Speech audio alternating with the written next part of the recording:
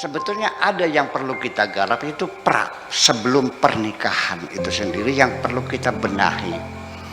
Banyak sekali masyarakat kita yang anaknya itu sudah mulai pakai pupur, sering melihat dan di depan kaca, itu kan masih sedang masuk masa puber. Ini orang tuanya nggak paham, dikiranya anaknya sudah pengen kawin, dikawinkan. Ya, itu satu, usia masih muda. Jadi perkawinan muda itu rentan sekali. Karena masa puber itu kan cintanya belum stabil, imajinasinya masih melompat-lompat.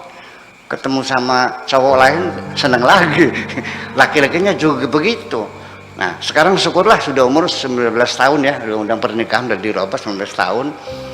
Ya lumayan lah, 9 kan sudah tamat SMA ya, artinya sudah bisa berpikir logis. Kemudian juga banyak sekali belum bisa usaha, belum punya usaha tetap.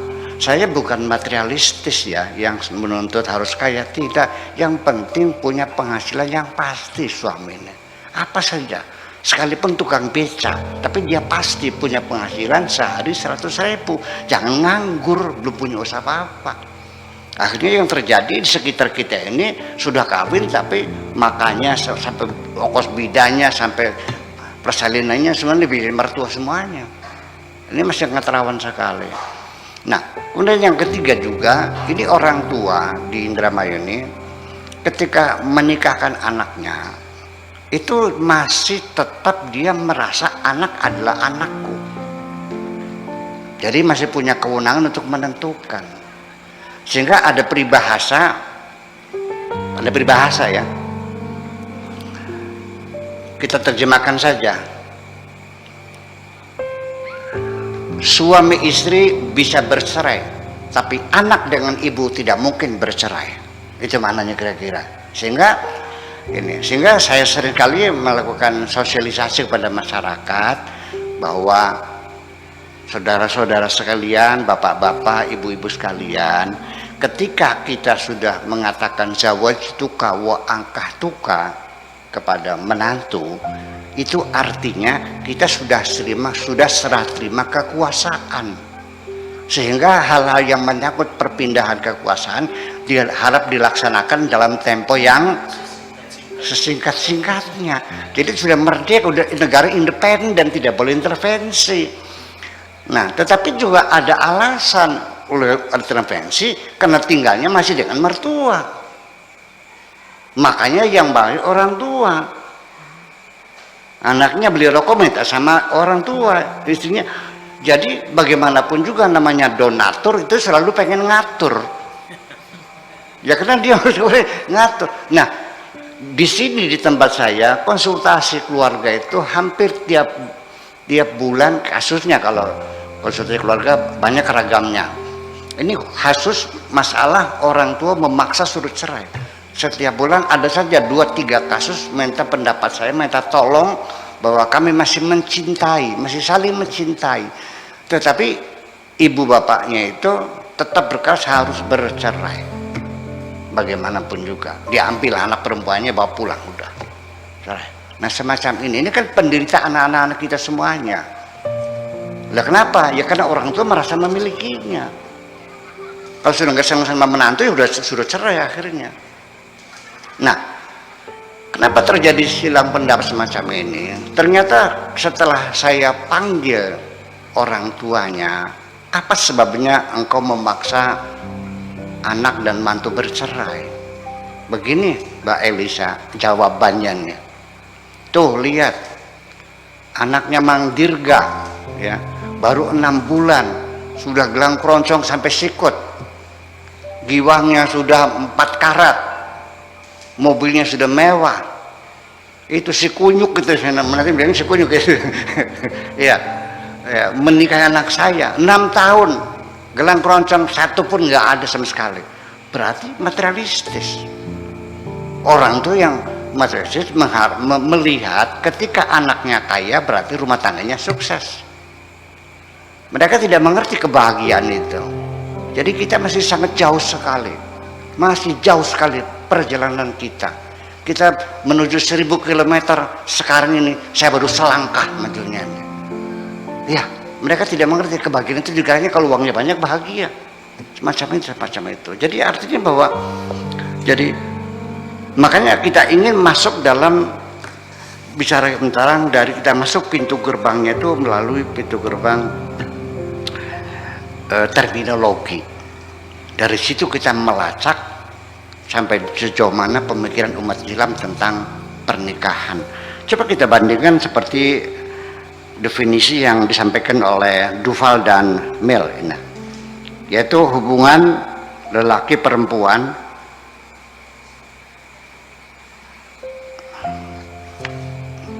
ya. Kemudian juga seperti oleh siapa itu Osland dan Lefebvre ya, bahwa pernikahan itu adalah komitmen emosional dan hukum dari dua orang untuk membagi percintaan dan emosional dan hubungan fisik, dan banyak definisi-definisi yang saya tulisannya nggak bisa baca sendiri. Banyak definisi itu kan definisi sekarang modern tentang persepsi tentang perkawinan. Tapi kalau ketika kita bicara literatur lama itu ya tidak lebih masalahnya hubungannya masalah hubungan ya kebutuhan biologis itu ya. Kemudian juga di dalam kitab-kitab fikih nggak ada itu namanya fungsi keluarga itu untuk namanya edukatif, untuk sosialisasi, untuk perlindungan, fungsi afektif, fungsi religius, fungsi ekonomi, fungsi rekreasi, fungsi sosiologis, itu kan nggak dibahas dalam fikih. Ini kan orang sekarang membahas kayak semacam itu. Jadi artinya bahwa kita mau bicara masalah kehidupan bahagia rumah tangga ini, ya artinya kita harus mencoba untuk menafsirkan ulang teks-teks agama yang membelenggu semacam itu. Ya, dan kita siap menghadapi perlawanan. Ya, seperti kita mencoba di dalam kitab Uqudul Jan disebutkan idza talaba ar-rajulu imra'atahu fa'abat tumanama wa qadban la'anahal malaikatu hatta tusbih. Apabila seorang suami minta kepada istrinya lalu tidak dikasih, selanjutnya suami tidur sambil marah, maka perempuan itu dilaknat malaikat sampai subuh. Saya mencoba menafsirkan melalui namanya mafhum mukhalafah. Ya, mafhum mukhalafah.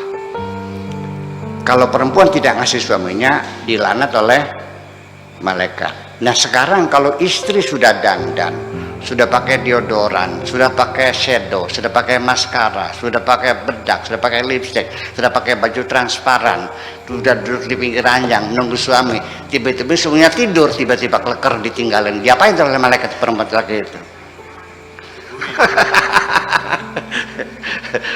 Dimutilasi oleh malaikat itu ya, kata orang ini digejok lak-lakannya gitu ya, kalian ditocok kalian bukan lantas saja. Artinya itu pemahaman semacam itu adalah pemahaman yang berimbang, jangan disudutkan bahwa itu kewajiban seorang suami. Jadi artinya bahwa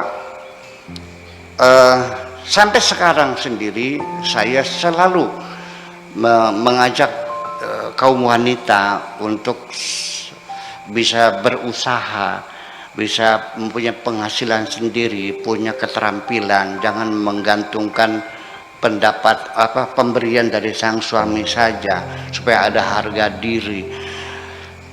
Itu tidak semua orang sepakat, sehingga akhirnya saya juga dicurigai banyak ibu-ibu yang mau ikut ngaji sama saya dilarang oleh suaminya. Alasannya kalau ngaji sama Buya Sakor nanti ngelawan suami. Perempuan dikasih peluang untuk bisnis, ketika dia penghasilannya lebih kaya suami, nanti ngelawan sama suami. Itu alasan mereka. Jadi rupanya lelaki itu juga tidak menghendaki perempuan punya peran yang lebih besar dalam hidup ini. Ya, itu yang saya duga. Jadi nanti yang dibina bukan perempuannya dibina, laki-lakinya dibinasakan sekalian. Ya seperti itulah kira-kira. Ya akhirnya saya bantah lagi bahwa persoalan istri ngelawan suami itu bukan karena dia punya penghasilan lebih besar, memang itu watak dasar kok. Memang kalau dasarnya ngelawan ya kalau miskin juga ngelawan juga kok. Kalau dasarnya baik biar kaya raya juga tetap aja hormat sama suami.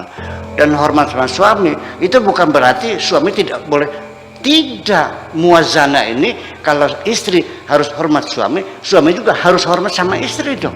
Memang gimana lagi? Nah ini kan kekeliruan yang sering saya lihat sehari-hari, dan ini teman-teman saya tegur semuanya. Kamu ini kalau di luar sangat sopan, sangat santun, tawadu, rendah hati, hebat. Tetapi setelah saya lihat kamu kepada istri terlalu bengis sekali kok. Kok galak banget sama istri. Apa nggak kebalik ini nih?